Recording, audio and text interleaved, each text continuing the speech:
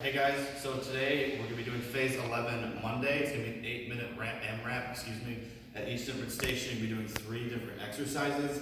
So here on the green, station 1, we're going to be doing our 8 burpees, 8 sit-ups, 8 V-ups. For that burpee, again, there's 3 ways to do that. There's the full burpee, where you're coming down to push-up, back up, plank burpee, like so, and then an incline burpee, where you're coming down the medicine ball, and then coming back up. After that, you're going to go into a sit-up. Remember, that's 8 burpees, 8 for everything at the station. For a sit-up, you can come up, really feel it in your abs. Focus on the good activation, the upper and lower abs. If that's too difficult for some of our clients, we do the hand and knee crunch, where you're just sliding your hands all the way up to your knees, a little bit past, and then coming back down the floor, focusing on getting the chest and shoulders up off the ground for the V-up. So again, after this is an AMRAP, we'll be going into each exercise for 8 minutes straight without rest. For that V-up, focus on getting the shoulders and chest off the ground, bring the legs up, touching a little bit above the knee if possible, make it feeling good, activation of the core. For 8 reps, then coming back to that burpee. Go ahead. So that modification for the V-up is going to be a jackknife. You'll be sitting on your tailbone, you're going to bring your knees into your chest, extend back out, like so, again for 8 reps. Okay, go ahead. So again, if you struggle with that V-up, we're going to do the jackknife. If the jackknife is too difficult, we're going to go into a dead bug. Back flat on the floor, arms and legs extended. You're just going to bring your knees to your elbows, and then back out. 1. This is phase 11 Monday. This is going to be circuit number 2. We'll be doing kettlebell RDLs, kettlebell squats, and climbing planks. We do 10 reps with each exercise. So for those kettlebell RDLs, we'll keep the legs nice and straight, tall chest.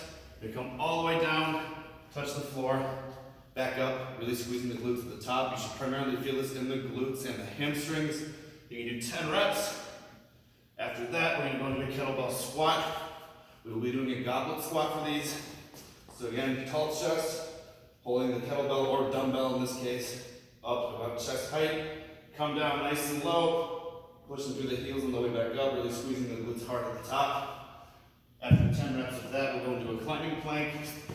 So you have your hands underneath the shoulders, feet nice and wide, down on both elbows, back up, that's 1 rep, down, up, 2, 3. You should be minimizing the hip rotation so they're not all over the place when they do these. Activating the core will help prevent that. 1. For that climbing plank, if we have clients who struggle to do that, we can do a pledge plank instead, where they're just touching each shoulder just like we did in the warm-up.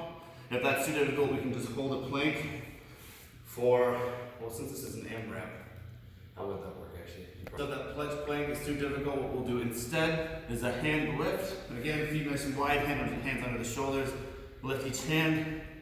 Again, you'll do 10 reps, each hand lift will count as 1 rep. 1. Alright guys, this is Monday, phase 11, circuit 3. This will be done in the rack. We're going to do push-ups, cross behind lunges, and then plate curls. So for those push-ups, again, starting on the ground, nice straight back, core flex, core brace, come down nice and low, pushing through the palms back up. We're going to do 5 repetitions in total here. Modification for this is going to be on incline, with a barbell in the rack, and you'll come down as low as you can, touch the chest of the bar, back up, keeping that core straight, nose in line with the belly button, nice straight back. After that, we're doing cross behind lunges. So what you can do for these, instead of a normal reverse lunge, you're going to be crossing behind. The foot's going to come over past the other leg. You're going to do 10 of these in total. After that, what we're going to do, are plate curls. Now before I do the plate curl, one thing you can do with those cross behind lunges is hold this weight for that. So crossing back behind, like so, also known as a curtsy lunge. After that, you'll do 15 plate curls. So again, a lot of times you'll see clients try to kind of wobble the weight around. This plate should stay perfectly vertical the whole time. That way you get the best flexion of the bicep. You better squeeze that way as well. You do 15 reps in total there. 1. For our clients that have difficulty with that curtsy lunge or crossover lunge, what we can do instead is a split squat in the rack. It's supported, so you hold onto the rack, come down nice and low, pushing through the heel, coming back up like so. And then switching sides.